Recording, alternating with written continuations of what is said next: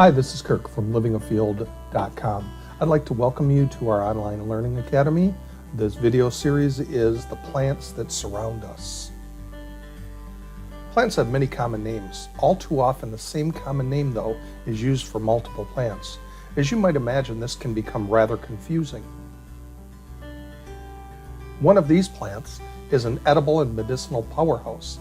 The other is a starchy banana-like fruit used in Caribbean cooking. Unfortunately, they are both commonly called plantain. You can see how this might cause a problem.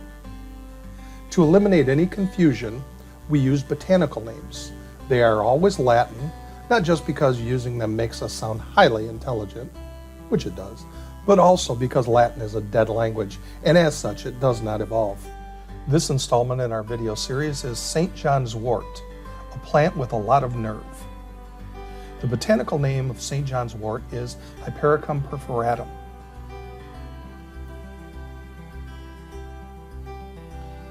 Here are a couple of pictures of Hypericum perforatum. Common names are Tipton's weed, chase devil, or clamanthe weed. Aside from the extreme southeast and the desert southwest, Hypericum perforatum has become naturalized all across the United States. It is a member of the Clusiaceae family, or the mangosteen family.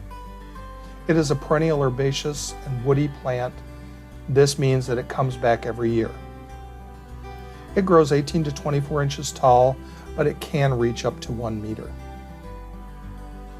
It has opposing stalkless, narrow, oblong leaves, which are 1/2 inch long or slightly longer. The leaves are yellow-green in color with transparent dots throughout the tissue and occasionally with a few black dots on the lower leaf surfaces. Leaves exhibit obvious translucent dots when held up to the light, as you can see in this picture. It gives them a perforated appearance, hence the plant's Latin name.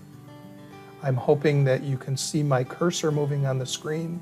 You can see the periodic black dots, but most of the leaf surface is covered in these little square translucent dots. And while you really can't tell in this picture, most of these are square in shape. The lower portion of the stem is woody, while the upper section is herbaceous and oftentimes branched. The plant roots are creeping rhizomes. The plant flowers in late spring to early summer. The common name of St. Johns Wort comes from the fact that typically the plant will flower on or about June 28th, which is St. John's Day. The flowers are yellow, they have 5 petals, and they measure up to about 1 inch across. The petals of the flower have conspicuous black dots across them, and their margins are slightly frayed looking. The end of the flower petals are often tinged in red. The flowers appear in broad cymes at the end of upper branches. A cyme is basically a group of flowers. The sepals are pointed with glandular dots in the tissue. There are many stamens which are united at the base into 3 bundles. The stamens are the long, thin, antennae-looking things. Sepals are typically below the petals of the flower and attached to the stem. When the flower buds or seed pods are crushed, a reddish purple liquid is produced. When the plant is at its most potent, crushing the flowers between your fingers will also result in purple or blackish staining. Hypericum perforatum is not native to North America, but it has become naturalized across most of its range. It grows in waste areas, meadows, along roadsides, and in other open areas. I typically use just the flowering plant tops, although the herbaceous parts of the plant can also be used. Basically anything above the woody base. While this plant typically isn't eaten, a healthful, soothing tea can be brewed from the leaves and flowers. The following slides are meant for informational purposes only.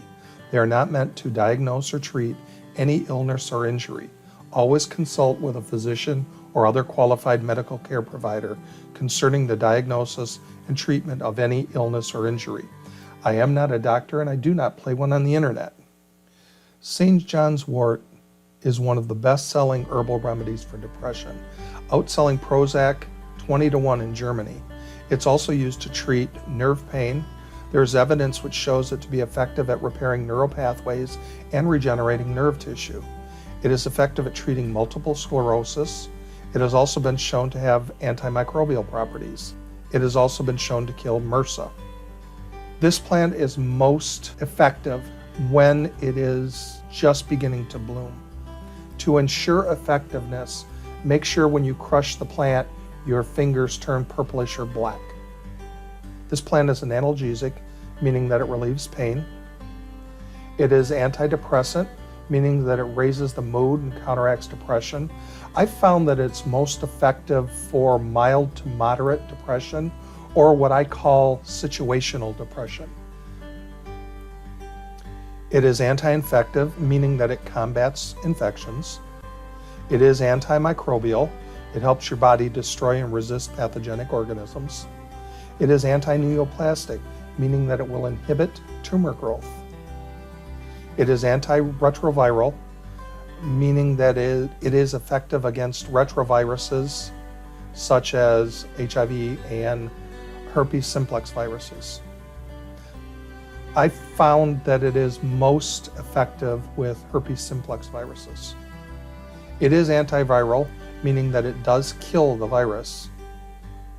It is nervine, meaning that it helps calm the nervous system. There are no toxic lookalikes to Hypericum perforatum. Hypericum perforatum should not be used if you are taking SSRIs, as it can increase their actions. Women who are pregnant or who intend to become pregnant should not take Hypericum perforatum. As always, you should check with your healthcare provider before taking any herbal supplements. Hypericum perforatum is one of my favorite plants for the treatment of nerve pain and situational depressions. I sincerely hope you give it a try. You will not be disappointed. I hope you get out into the natural world and harvest some for yourself. I hope you have enjoyed this video. If so, please try one of our other online videos. You might also be interested in one of our guided plant walks. You can find all of our training opportunities on our website at livingafield.com. I would appreciate you taking a moment and emailing me your feedback on this video to videos@livingafield.com. Thank you, and this ends our presentation. Have a wonderful day.